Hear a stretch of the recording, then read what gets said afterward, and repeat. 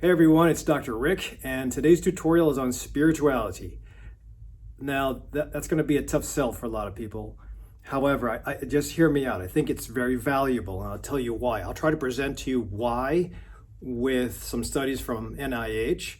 But if this is the first time you're finding me, don't forget to hit that subscribe button down below or share this with somebody that you think might be needing some spiritual foundation or spiritual anchoring.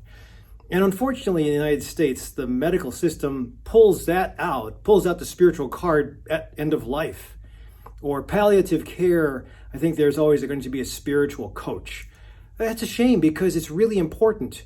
Just like a regular coach in teaching my athletes how to be better athletes, how to stay in the game when they are just defeated, I think that's where spirituality comes in handy in a more practical sense.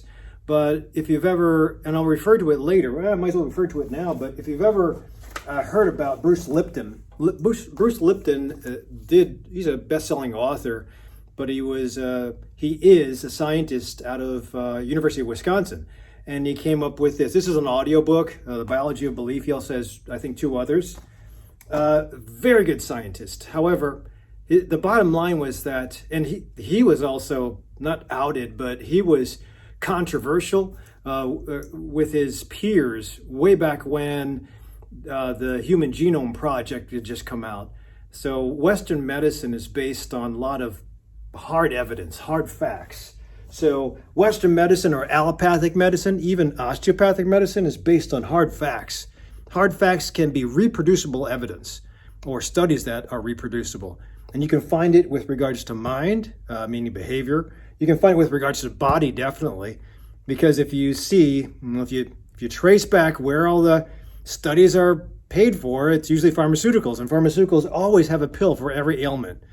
I think that if you look at the Western medicine approach, we always brace these two and save the spirituality for end of life, versus whole system approaches where spirituality is incorporated into the healing process, into the disease manifestation process. So it's still very valuable and old school, but let's get into some of the how I'm going to present this to you. So I have my research usually goes over publications that are put on NIH's website. If you go to PubMed and you do a search on PubMed search engine, NIH, National Institute of Health, NIH, and then you put your search word, you should be able to come up with 1,000 plus studies that have been published on PubMed. And I think it's a neutral source. I think it's a reproducible source, but you'll still have to read the methods by which the scientists presented their data. So again, with spirituality, it's a bit limited, but hopefully I'll present to you a couple things that might convince you of its value. So here's a study, I think you can see that, but it was recounting the value of spirituality in medicine and healthcare.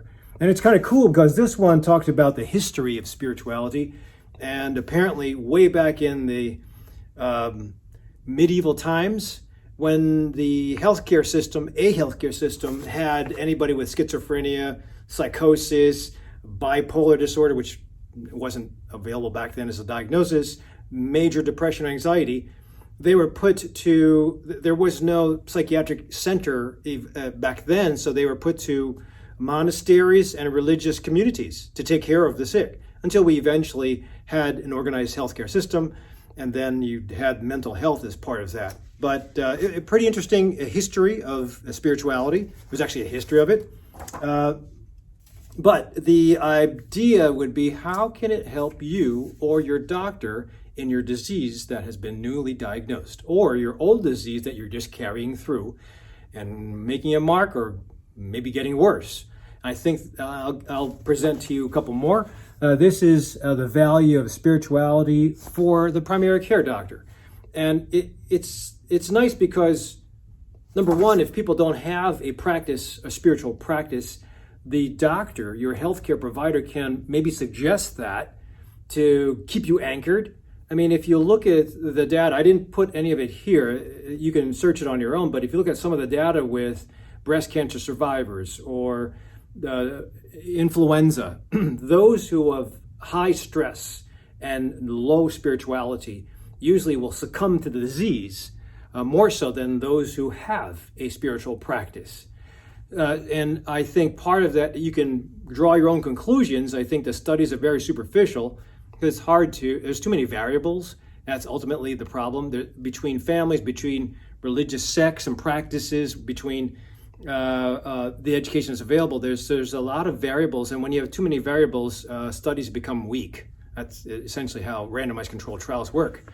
And plus, it's not paid for by a drug company, so nobody's going to invest in a big studies. But I think if you look at long-term observational studies, which aren't as robust, aren't as relied on as randomized controlled trials now, still they cannot be ignored. But if you look at long-term, like the blue zones, you can see that spirituality in all the 5 parts of the world where people got to 100, higher concentration of centenarians than any other parts of the world. There's always a nugget of spirituality within the culture that brings on and takes care of these centenarians. So, not only will a patient that doesn't have spiritual practice benefit, it's not going to hurt them, but they'll benefit. But also the doctor might, if he has his or her own spiritual practice, they might be able to interpret how a spiritually grounded patient would respond, their limitations, their belief systems, so it would be easier to learn. I'm not saying that every healthcare provider has to be Hebrew or practice Catholicism or practice any form of Judaism, but it is important to understand a little bit and have your own belief systems anchored. And remember, religion is just an expression of spirituality, but spirituality is far more than just a religion. So I will often refer to people that I take on hikes. So I usually will take patients and friends to high altitude, places in the world, in the US mostly, that not too many humans will experience. But when you get to these places of majesty, it makes you feel like your problem is like this small compared to the world that we belong to. It gives you a sense of belief that says, maybe it's not all about me. Maybe I'm part of this cogwheel of a universe and I can deal with my medical problem now versus me being the only one and I got to serve and I got to take care of, everybody else has to take care of my suffering. So it kind of reverses that when you have spiritual practice or nature therapy puts you into a mindset of belonging, that I think it empowers you to better success. So in more easy terms to understand, if you are high cholesterol, heart disease, ready for a heart attack, or the easy one, if you know anybody with cancer, which we all probably have friends or family that has gone through the cancer struggle, when you're in the fight and you can reverse the cholesterol, lose the weight, exercise the heck, stay on vegan diet, when you can do that, you know that you've beat the heart attack. But that includes calming practice. If you look at Dean Ornish's work, it was vegetarian, low-fat, exercise, and some form of group therapy. So that, in addition to the talk therapy, is a form of spirituality because it makes you engaged to believe that you are part of a bigger thing and your symptoms are not so, your disease process isn't so big. So if you stay rooted with a community and a belief system like that, you will stay into that fight longer. I mean, cholesterol, high cholesterol, no exercise, obesity, smoking. If you reverse those things temporarily, you'll reverse your chances for heart attack. But if you don't do those things forever, which is tough, then your heart attack risk is coming back. And what keeps you in the game longer? Having your roots in spirituality and belief systems. So same thing with cancer survivors. If you give somebody a diagnosis of cancer, which I've had a couple patients unfortunately get that new diagnosis, if you give them a diagnosis of cancer and they're already depressed and they're just broken down to begin with, the likelihood is high that they will have a side effect to what they're going to endure. Surgery, chemotherapy, radiation. So if you don't have a good spiritual practice, I postulate to you that you will have a higher chance of side effects or failure. And I would extend that to COVID too. If you happen to have an infection and you are really broken spiritually, I think you won't do as well, or your symptoms will last longer. So it's a tough argument. That's just my observational data from the patients I take care of and the beautiful lives that I see when they're turned around. I do integrative medicine, and it's extra training outside of primary care. And most of my colleagues would say, what's integrative medicine? And then I'd explain to them what I do, and they'd say, well, I take care of preventive medicine and healing and health too, and exercise. But then I say, okay, let's compare patient to patient. Let's see my successes compared to your successes. And I can do it without a medicine. But I also involve spirituality. I also involve deep sleep. I also involve exercise. So I think the whole system approach that is used in other countries, it works better. I would never want to leave the United States. I love the surgeries that can be applied and the diagnostic tests that are available. So cool. And you guys know that I love self-experimenting. I probably spend too much money to self-experiment, but it's all for a proper cause. However, I think that we are a little bit lacking in American medicine as far as exercise, diet, calming practice, spirituality. So moving on, I think there's also other things. This was a nice study. I didn't have the whole print up from PubMed, but it just showed how the beauty of incorporating spirituality into primary care. And the problem or the limiting factor is, do doctors get taught this in medical school or residency? And that's a big no. I practice it because I was raised Catholic, and all my schools have been Catholic. Thank God for my mom and dad going the extra mile to send me and my brother and sister to Catholic schools.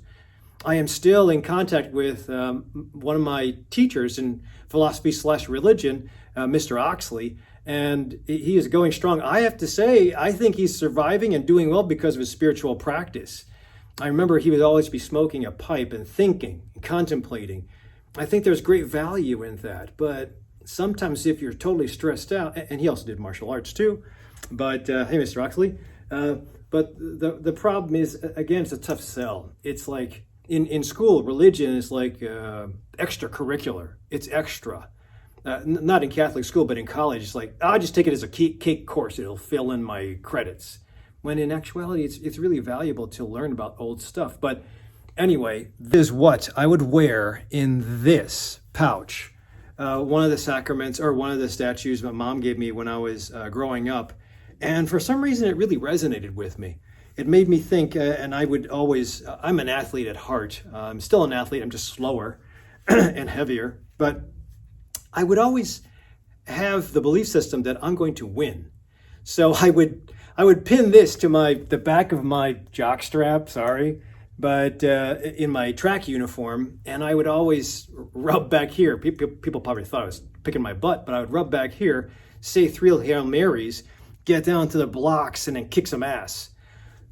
So I got most valuable player. I think I almost broke the long jump record, my last track meet of the year. I took on bodybuilding one summer. I took 2 titles, and I wasn't that big, but I had faith that I would endure and I would come out ahead. And so I invested more. I said, there's got to be a reason I got to do this. And so now I'm not a devout Catholic. I screw up at times, and sometimes I walk away and I forget the value, but it always brings me right back. Challenge will always bring me right back to say, oh shit, I am in a bad way. I need to talk to my source, God, which is not fair because you should be talking to your source every day. And I have watered down, unfortunately, I've watered down because I was met, whenever I asked people about spirituality, I was met with resistance. So I've watered down the term. But again, we get no training in residency or med school. So how are we supposed to do it? My parents taught me the right way. My schools that I went to were the best. And that's how I continued the tradition. So this was high school, 1976 to 1980. I still have it. When my parents passed away, I found it, and it always comes back to me. So unfortunately for a lot of people, it'll probably come back to them on their dying bed, and that's too late. I think there's a difference in how you live life. And I think when you have a spiritual practice somewhere in the deep DNA, it will serve you the right way. So, and that's what Bruce Lipton's work was the biology of belief said that there's genes, and genes carry code. And the code, whether it's cancer or not cancer, that doesn't mean just because you have the code that you'll turn into a cancer patient. And that's what Lipton found, is that it's the epigenetic change around the code that expresses it or represses it. Herb Benson did that a long time ago. He said that the monks that he studied back in the 70s to come up with the relaxation response, their DNA, when you practice the relaxation response on a regular basis, DNA expresses itself differently than when you don't practice a relaxation response or a mindful practice. Now, relaxation response, mindful practice, spirituality, I think are all the same word, or refer to the same thing. But so even down to the gene, there's an expression that will either put you into the hospital or keep you out of the hospital. So why not? Why not have a practice? It's not that hard of a learning curve. Exercise and diet's a tough learning curve, and everybody always says, I'll get back to it. I know what I do. I know what I need to do, but I just have to do it. False. I think that you don't treat a possible life-saving technique as I'll try to do it when I have extra time. You should be devoting it. And I know that might be a tough sell for a lot of people, but again, hopefully you'll understand why I have this belief. So the World Health Organization also deemed that spiritual practice is worthwhile. So again, the information from the World Health Organization, that's a governing body that usually is just based on Western approach.